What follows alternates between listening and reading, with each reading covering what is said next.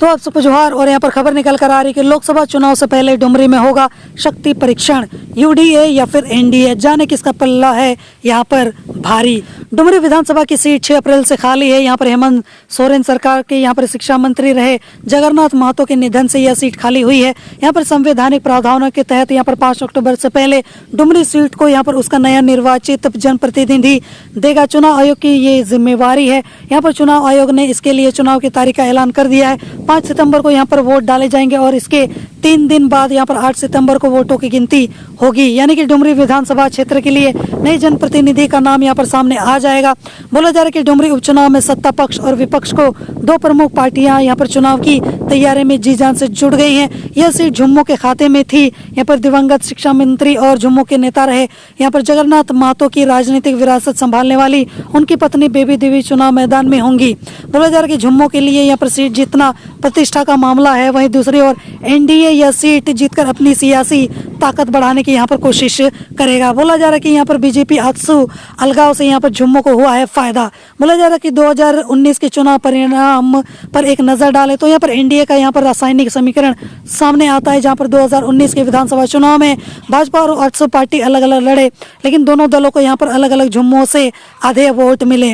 लेकिन दोनों दलों के वोट मिला दे तो यहाँ पर बीजेपी आजसू को जितने वोट मिले वो झुम्मो से ज्यादा थे। भाजपा आजसू को मिलकर यहाँ पर 72,815 वोट मिले थे, जबकि झुम्मो को अकेले यहाँ पर 71,128 वोट मिले थे। प्रतिशत के लिहाज से देखा जाए तो झुम्मो को यहाँ पर 37.35% और वहीं पर बीजेपी आजसू को मिलाकर यहाँ पर 38.29% था। यानी कि यहाँ पर भाजपा आजसू के अलग अलग लड़ने से यहाँ पर सामने वाले प्रतिद्वंदी उम्मीदवार को ज्यादा वोट मिलते हैं। बोला जा रहा है कि डुमरी उपचुनाव ऐसे समय में होने वाला है जिसके लगभग 7-8 महीने के बाद लोकसभा के चुनाव होने वाले हैं, वो भी आम चुनाव। यानी कि फाइनल मैच के पहले खिलाड़ी जिस तरीके से वार्म अप होते हैं, डुमरी उपचुनाव यहाँ पर सियासी दलों को वार्म अप कराएगा। सच तो यही कि डुमरी में यहाँ पर सत्ताधारी गठबंधन और विपक्षी एनडीए गठबंधन को यहाँ पर अपनी अपनी सियासी ताकत तोलने का मौका मिलेगा। इसलिए इसे महज एक विधानसभा के उपचुनाव के रूप में नहीं देखा जा सकता है, क्योंकि इस उपचुनाव का परिणाम दोनों पक्षों के लिए यहाँ पर कई संदेश देकर जाएगा। यह सीट झुम्मो यहाँ पर जीता तो उसकी सियासी ताकत और यहाँ पर सरकार के रसूख में इजाफा होगा। वहीं जीत एनडीए के गठबंधन की हुई तो इसके लिए यहाँ पर कई मायने निकाले जाएंगे। आगे यहाँ पर बोला जा रहा है कि आजसू के खाते में जा सकती है डुमरी विधानसभा की सीट।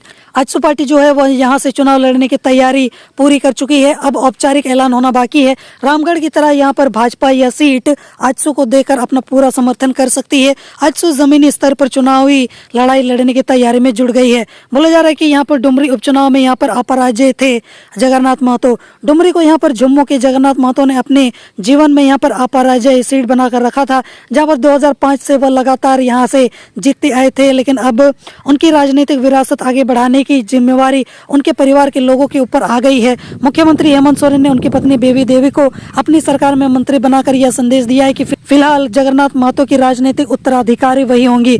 चुनावी मैदान में उतरने के लिए यहाँ पर बेबी देवी तैयार हैं। उनके लिए तथा यहाँ पर सत्तारूढ़ यहाँ पर झुम्मो के लिए यह सीट जीतना बहुत ही ज्यादा जरूरी होगा, क्योंकि विधायक बनने के बाद ही यहाँ पर बेबी देवी को मंत्री बनाए जाने के फैसले पर मुहर लग जाएगी। बाकी आपकी क्या राय है, आपके क्या विचार है, मुझे आप कमेंट सेक्शन में जरूर बताना।